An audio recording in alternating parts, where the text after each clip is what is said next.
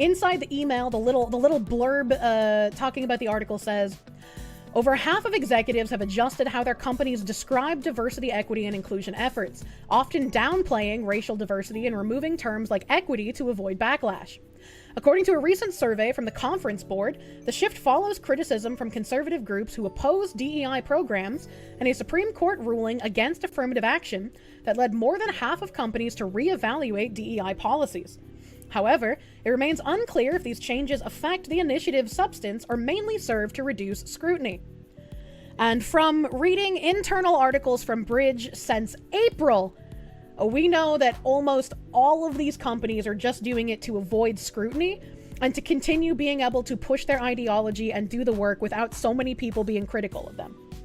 If there's less spotlight shown on them, they'll be able to continue to do the work, which is exactly what happened when we were looking at all of the feminist bullshit being pushed in gaming back during Gamergate 1. We laughed at these people, but we didn't pay attention to what they were doing, and they were able to go underground and continue doing their work with less scrutiny and less noticing, unfortunately. And that's how we have the shitty state of the gaming industry today. After a backlash against DEI programs by conservative activists, a majority of executives in a new survey said that their companies have changed how the initiatives are described, with reduced emphasis on racial diversity. And again, remember from the SHRM presentation, and the SHRM presentation also follows the bridge language that we read about back in like June, I think it was. It might have been May, where they're basically saying, you get more flies with honey. We spent too long demonizing white people and men, and white men specifically. We need these people on board in order to complete the cultural transformation that we want to see. So you're going to see a lot more of these companies start being like, oh, we have these LGBTQ plus programs. We have these Pacific Islander programs. We have these African American programs. You don't have to be that to apply to them. Wink, wink, nudge, nudge. You don't have to be that. We need white people to also have a racial awakening. Do you remember that language from like college campuses when they were trying to segregate people out in like 2015, 2016? How they are described, the function is the same.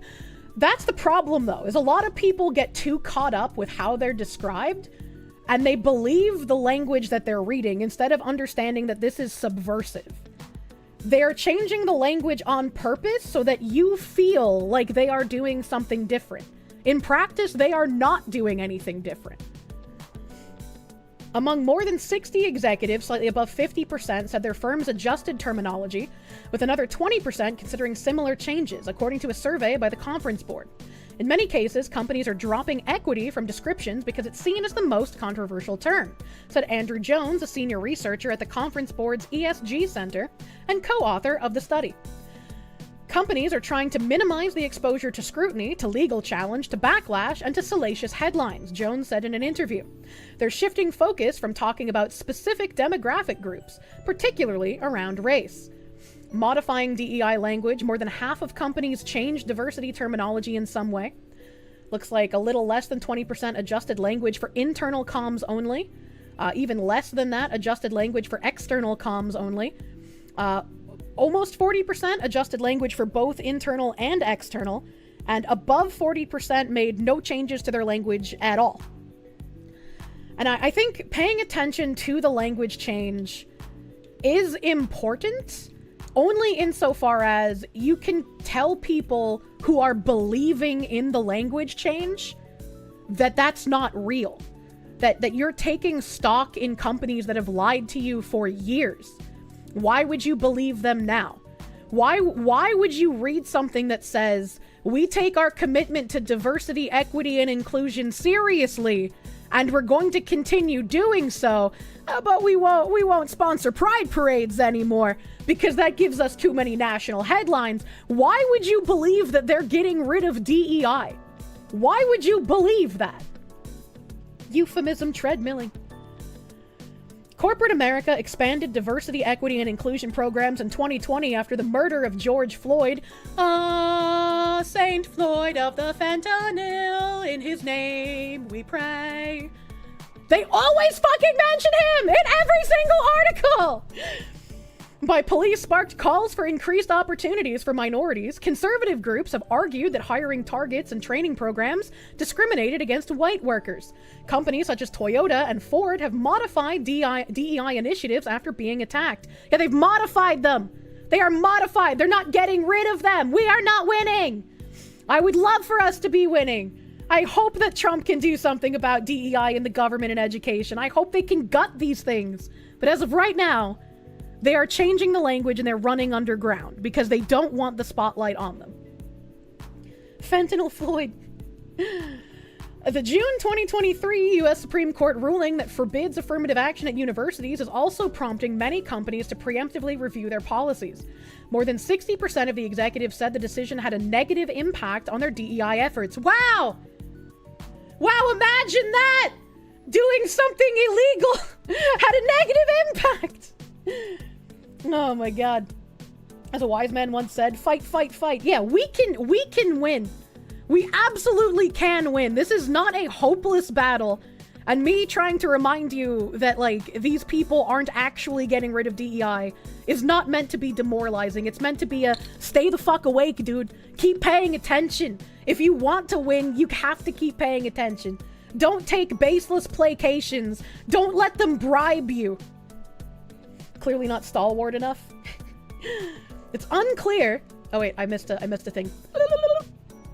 According to the data, which was pulled from an April survey and a March roundtable discussion, it's unclear whether companies that have altered terminology also changed how the programs are run, or if they're mainly trying to avoid controversy. We do see the fundamental work continuing, with the recognition that the inclusive workplace does have real business benefits. No, it doesn't.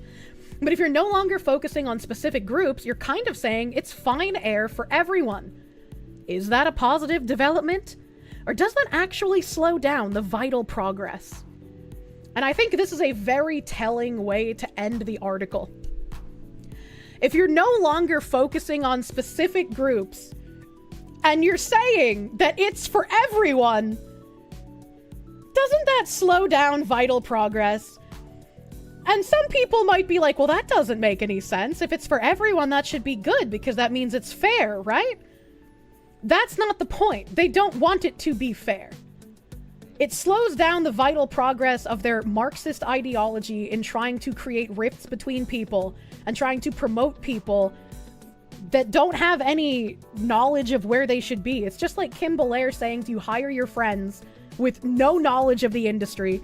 They'll learn after you hire them, and then they'll be able to go off and get other industry positions themselves. Is Cheryl Dyja playing Dragon Age Veilguard? She probably doesn't have time to. Let's be fucking real. Let's be fucking real, dude. People need to understand no matter what is done, these people will always try to do this. Yes. Yes. It's the eternal plight. Communism will always be a disease that we have to stamp out.